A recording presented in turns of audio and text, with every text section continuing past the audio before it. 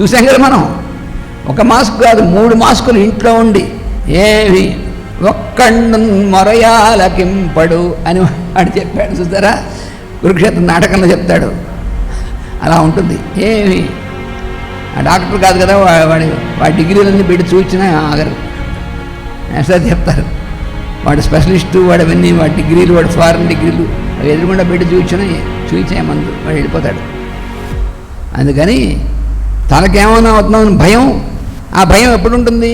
భగవంతుడు మనం రక్షిస్తున్నాడు, లేకపోతే గురువు మనం చూస్తున్నాడు రక్షిస్తున్నాడు అనేటువంటిది మర్చిపోయిన వాళ్ళకి కలుగుతుంది. ఈ ఓదానికోటి లింక్ అయి ఉన్నాయి. ఎవరికి ఏ క్షణంలో కలుగుతుంది? ఎప్పుడైతే మనం మర్చిపోతామో, మరుగున పడుతుందో అప్పుడు కలుగుతుంది భయం. ఎప్పుడైతే ఈ భయం కలుగుతుందో అప్పుడు ఆపద కలుగుతుంది. అంటే ఇది శాస్త్రీయమైనటువంటి విషయం. ఇప్పుడు శాస్త్రాలకు ఏమీ అందనటువంటి విషయం.